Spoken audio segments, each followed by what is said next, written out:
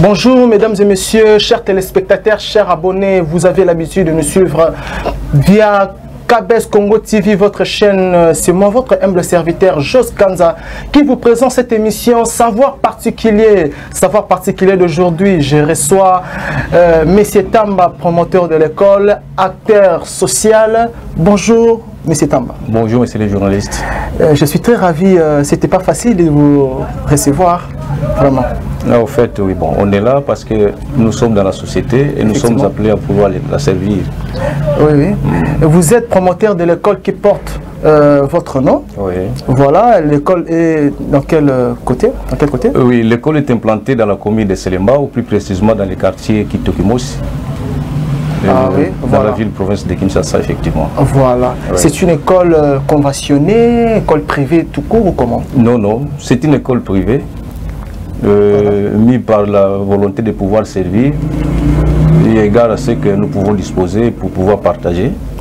Ok, bien, Papa Tamba, promoteur Tamba, Monsieur Tamba. Aujourd'hui, notre sujet du jour, c'est social et la société. Monsieur Tamba, vous, en tant qu'acteur social, chef d'établissement, promoteur, voilà, et chef d'entreprise, quelle est la différence entre social et société? Bien, social et société, en fait, sont deux mots qui sont liés. Voilà. Parce qu'on ne pourra pas parler du social sans société. Voilà. Et la société, c'est cette embrigation-là où s'entremêlent un peu tous les facteurs psychologiques, sociologiques, économiques, politiques et tout ça. Dans le seul but de pouvoir vivre harmonieusement ensemble. C'est cela la société. Maintenant, quant au social, c'est bien-être là, c'est mieux-être là qu'on doit vivre effectivement, chacun dans son coin, chacun selon sa catégorie. C'est cela le social. Lorsqu'il y a le mieux-être, alors là on parle maintenant du social. C'est-à-dire que quand on est social, on est humain. Voilà. Mais vous venez d'énumérer l'influence. Quelle est l'influence ou bien le facteur qui influence la société? Quel est vraiment le facteur qui influence plus la société? Le facteur principal qui influence la société? Bon, en fait, les facteurs influents de la société, c'est d'abord, il faut partir de l'homme lui-même. Voilà. Il est d'abord le premier facteur de la société. Et ensuite, les aléas qui font que l'homme existe en tant qu'homme. Et les aléas, dans tous les domaines, nous en avons dans les domaines scientifiques. Par exemple, voilà. Par exemple, bon, quand on parle par exemple des infrastructures, quand on parle par exemple de la technologie, quand on parle par exemple de l'évolution de la science, ce sont des facteurs de la société qui puissent faire que la société ait son équilibre et que la société puisse effectivement donner le sens de soi. Est-ce que l'État ou bien nos dirigeants nous aident vraiment, nous, de petits peuples, par rapport au social, par rapport à la société? Est-ce que, quelque part, regardons dans les yeux et dire que nos leaders, nos autorités nous soutiennent social et dans la société? C'est une grande question, monsieur les journalistes. Voilà. Une grande question qu'il faut aborder avec un peu beaucoup de tact, voilà. Parce qu'en fait, on risque d'énerver au lieu de faire plaisir. Donc beaucoup de retenue en fait. Beaucoup de retenue, beaucoup de réserves. Parce que là, vous m'invitez sur un sujet politique. Et cette politique d'ordinaire que vous appelez politique active, que moi j'appelle politique passive. Parce que la véritable politique active, c'est celle que nous faisons. Voilà, vous faites quoi?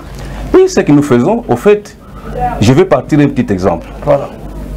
Que j'évoque sur base de l'histoire. Très bien. Il y a des décennies comme ça passées derrière nous, oui, où notre pays était un patrimoine exclusif d'un individu, 23 ans durant, vous vous rendez compte, à la personne de Léopold II. Voilà. Alors après 23 ans, il va céder les grands Congo à son petit pays, 80 fois plus petit que la RDC. Alors, chemin faisant, on était en train de grandir, on faisait l'école, on nous apprend tout ça. Et finalement, il faut arriver à un moment donné à pouvoir se décider de dire non. Demain, moi, je devais quand même faire quelque chose parce que finalement, on a réveillé ma conscience par l'histoire. Alors, par rapport à la question que vous venez de me poser là, nous, on trouve que est-ce que nos dirigeants sont à même de pouvoir nous diriger? Est-ce qu'ils ont-ils tiré des leçons de ce qui a été et de ce que nous devons être aujourd'hui pour demain? Parce que c'est cela, il y a le passé effectivement qui est passé, mais le passé qui existe parce qu'au fait, ça nous rattrape. Les passés, les faits sont là, mais l'histoire est passée, mais les faits sont là. Mais apparemment, ce sont plus nos professeurs d'université, ce sont plus nos cadres, nos CT, des gens qui nous donnent l'intelligence. Moi, je pense que ce sont nos savants qui sont plus aux affaires, mais pourquoi ils n'arrivent pas à résoudre le problème social dans ces pays? Oui, donc c'est ce que j'étais en train de dire.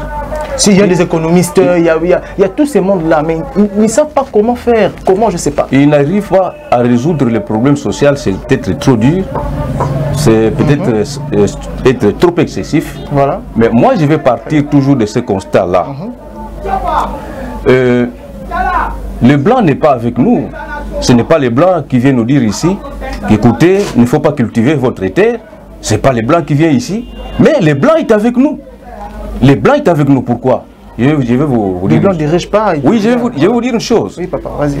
Les blancs n'est pas avec nous, oui, mais les blancs sont avec nous. Mais dis-moi, les blancs, ils ne viennent pas pour nous dire non, villageois, il ne faut pas cultiver la terre.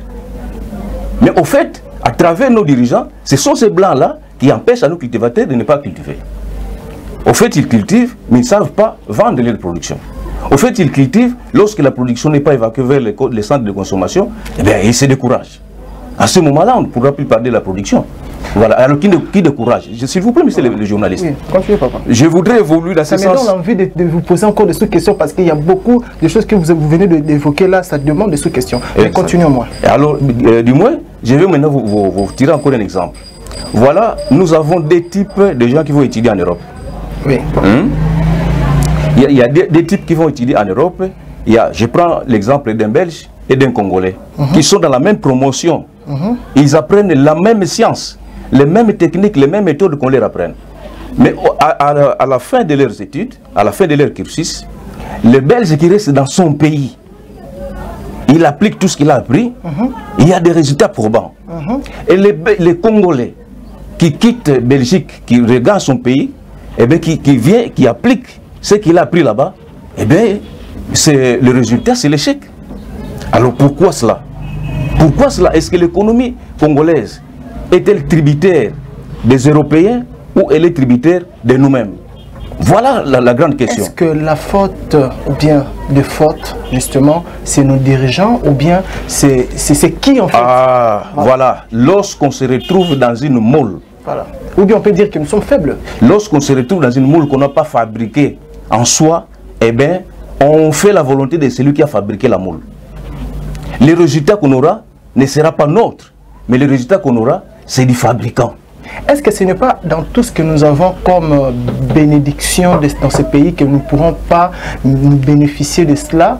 Ou bien est-ce que ce n'est pas avoir beaucoup de matière, beaucoup de richesse, c'est ce qui nous fait défaut? Oui, mais c'est les journalistes, encore une fois de plus. Je suis un peu navré.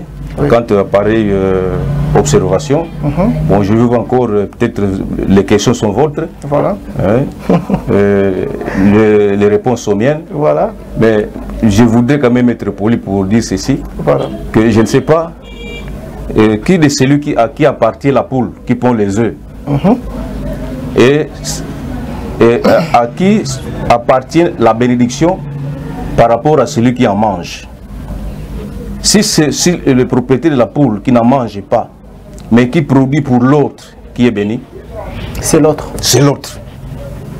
Lorsque les richesses que regorge la RDC ne profitent pas aux Congolais, alors la bénédiction, automatiquement, c'est à ceux-là qui en bénéficient. Donc on peut dire que notre pays n'est pas béni. Nous sommes une bénédiction d'autres pays. Oui, tout à fait. Nous ne sommes pas bénis. Bénis en quoi? C'est une bénédiction virtuelle et n'est pas réelle par rapport aux Congolais. c'est le sol qui est béni, mais le peuple, il est maudit. Et le sol est béni pour les autres, juste du moment où on n'en tire pas profit. Très bien, là c'est l'émission, c'est votre émission Savoir particulier, l'entretien de cette émission avec le promoteur Monsieur Tamba, le promoteur du complexe scolaire Tamba. C'est avec lui que nous procédons dans notre entretien justement. Mais Papa Tamba, oui. Vous en tant que promoteur de l'école, quelle est votre politique en fait pour le social? Mais tout à fait, comme je viens de l'évoquer. Parce que quand vous parlez de politique fictuelle, je ne sais pas, vous faites quelle allusion, mais je parle de votre politique en tant qu'acteur social. Quelle est votre politique en tant que promoteur? Oui, merci monsieur le journaliste. Ma politique, elle est d'abord volontariste.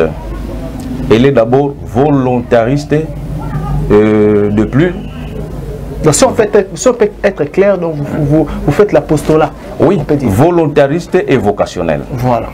C'est-à-dire que nous faisons de l'apostolat, comme on vient de le souligner, dans ce sens que je venais de vous évoquer. Lorsque vous tentez de survoler un peu l'histoire qui gère le Congo, comment ne pas dire, Seigneur, maintenant que vous m'avez inspiré, qu'on fasse quelque chose pour le pays, ne serait-ce que réveiller un ou deux plus tard, hein, ceux à qui le Seigneur pourra peut-être tendre sa main, eh bien bon, celui-là peut-être pourra transcender tout ce que nous sommes en train de vivre. Voilà. Maintenant, votre politique, c'est quoi? Ma politique, c'est juste... Pour faire avancer au moins le pays, oui. Quelle est votre... Vous, en tant que promoteur de l'école, complexe scolaire Tamba, quelle est votre politique pour avancer notre pays? Promoteur, moi je dirais que bon, la politique pour contribuer à l'avancement de mon pays, c'est de former en tout cas ces cadres qui puissent prendre conscience du destin de notre pays. Parce que notre pays ne devrait pas continuer dans cet élan. Hein? C'est-à-dire qu'en tant que promoteur, issu d'une masse prolétaire, d'une masse aussi pauvre, très pauvre, je dirais même archi, parce que la misère dans les coins où ils sont en train d'œuvrer, je cite quartier pour Lumbambu, dans la commune de Selembao, je cite quartier Mariata, à Kitokimo aussi, dans la commune de Selembao. Il faut aller vous en rendre compte. Alors, j'invite par ricochet que ceux qui nous gouvernent, à l'occurrence mon chef de tutelle, c'est qui est le ministre de l'enseignement primaire et secondaire. Actuellement. Voilà. Alors, lorsqu'ils doivent parler de l'enseignement primaire, secondaire et technique, étant ministre national, et même celui provincial, mais lorsqu'ils vont faire des lancements lors des rentrées scolaires ou lors des examens, tout ça, tu n'as fait certificatif, et ils vont dans des écoles de gens nantis. Là, au lieu de parler rien tel que nous disons rien, là, ils disent rien. Donc, c'est pour dire qu'il y a vraiment une disparité entre milieux. Et dans ce sens-là, est-ce qu'on peut parler d'une éducation autonome, on peut parler d'une éducation unique, on peut parler de l'unicité de l'enseignement. S'il vous plaît, monsieur le journaliste, s'il vous plaît, monsieur le journaliste, je souhaiterais que le ministre provinciaux, les ministres nationaux qui auront la charge, maintenant et demain, l'enseignement dans les attributions, qu'ils s'occupent d'abord de l'arrière-pays, qu'ils s'occupent d'abord des coins et des recoins de la capitale pour s'en rendre compte. Alors, à partir de là, ils verront. Parce que nous, dans l'enseignement, voilà, il y a trois. Moi, je suis promoteur, mais je suis aussi, j'en avais parlé, je suis de l'IPN. Je suis licencié, j'ai un diplôme de la pédagogie appliquée. Lorsqu'ils font enseigner, vous devez vous rendre compte que dans ma salle de classe, il peut y avoir des surdoués, il peut y avoir des doués, il peut y avoir des moyens. Voilà. Et lorsque vous enseignez comme ça, vous n'allez pas vous occuper seulement à une seule catégorie, par exemple des surdoués. Sinon, les moins doués seront lésés. Et les doués seront lésés. Sinon, si vous vous occupez d'une catégorie, les surdoués vont se léser. À ce moment-là, l'enseignant fait quoi? Il aménage ces procédés, ces techniques, ces méthodes d'enseignement pour pouvoir s'occuper de tout le monde. Mais c'est que nous vivons, nous, les écoles privées, papa, je suis navré, il faudrait que j'en parle. Hein? Je sais que vous avez beaucoup à parler, mais quand même, nous devons aller mollo mollo, parce que c'est une émission, la télé c'est aussi le temps. Mais non, tout ce que vous venez d'évoquer ici, pourquoi pas mettre ça, en fait, faire cette plaidoirie à l'état établi, en fait, parce que là vous plaidez, mais est-ce qu'on peut vous mettre vos affaires? Parce que vous qui parlez beaucoup comme ça, quand on vous met dans les affaires, c'est compliqué. Est-ce que siège politique ou bien l'exercice politique vous intéresse, ou bien vous êtes déjà sollicité, ou comment? Franchement, parce que peut-être aux échéances qui viennent, on va vous trouver député quelque part, ou bien je ne sais pas. Franchement, monsieur les journalistes, je vous dis que je me sens bien dans ma peau. Ce n'est pas l'argent qui fait le bonheur. Mais le bonheur, c'est de pouvoir donner les meilleurs de vous-même à l'autre. C'est ce que je suis en train de faire. Lorsque je me rends compte que dans 20 ans bientôt dans cette carrière ici, et que j'ai des enfants que j'ai eu à former depuis la première année primaire jusqu'en 6e année des humanités, qui sont à l'université, et je suis ces enfants-là, qui se défendent quand même tant bien que mal, avec les moyens de bord, mais nous avons quand même su donner l'essentiel à ces enfants-là, eh bien j'en suis flatté. Qu'est-ce que je veux encore aller envier à faire cette politique dont nous savons dans notre pays que c'est une politique de coups bas? Peut-être il y a des agendas cachés, peut-être, parce qu'on peut vous solliciter être conseiller politique aussi. Oui, c'est ce que nous faisons à travers votre émission, monsieur les journalistes. Nous sommes en train de servir de conseiller. Hein? Bon, s'il avéré qu'on puisse servir comme conseiller, oui, mais pas comme politique actif. Non.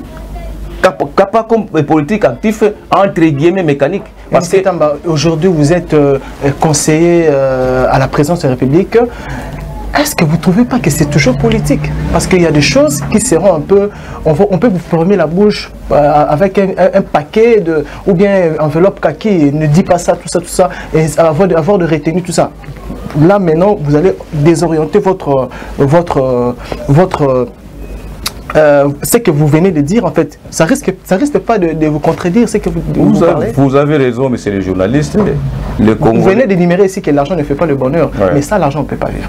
Ah, ok. Voilà. Mais ceux qui vivent avec l'argent, monsieur les journalistes, ne sont pas les plus heureux que ceux qui mangent les matembele à la cité. Ça, je voulais. Mais pour faire des actes de charité, comme vous faites à tout, parce que je me suis renseigné de vous, quand même, avec un somme. Le président public peut venir, ou bien député, ministre, etc., peut venir que non, mais c'est moi je vous donne ça, mais arrêtez de parler ce que vous venez de dire là. Mais c'est les journalistes, je pense que si nous analysons bien les mots, si nous fignolons très bien la terminologie des mots, nous comprendrons qu'un conseiller n'a pas l'apanage de la décision. La décision revient au chef. Le conseiller n'a que sa proposition, et il s'arrête là. Et si peut-être il est expert en X ou Y matière, il peut élaborer un projet. Il peut être aussi corrompu. S'il vous plaît, quand est-ce qu'il va être corrompu? Lorsqu'on ne lui a pas donné la signature. Lorsqu'on ne lui a pas donné la signature. Lorsqu'on vous donne maintenant la signature, eh bien vous quittez votre tréblio de conseiller. À ce moment-là, vous devenez un acteur décisionnel. Hein? À ce moment-là. Mais un conseiller, à ce que je sache, n'a pas le monopole de la décision. Il n'en a pas. Très bien, l'émission Savoir particulier avec M. Tamba, promoteur de l'école qui porte son nom. Mais au jour d'aujourd'hui, nous allons parler au moins aussi de votre école, qui est complexe scolaire Tamba. Comment votre fonction... En fait, vous fonctionnez comment?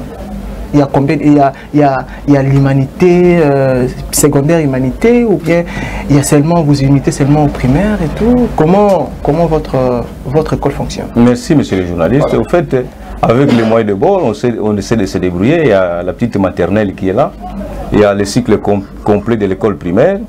7e, 8e année aujourd'hui, cycle terminal de l'éducation de base. Et il y a les humanités, pédagogie, nous avons biochimie, nous avons électricité générale, nous avons mécanique générale. Jusqu'à 6e. Jusqu'en 6e année, nous nous battons et nous alignons les candidats à l'examen d'État. Tant bien que mal, on se bat. L'école a fait déjà combien d'années, combien de temps? Oui.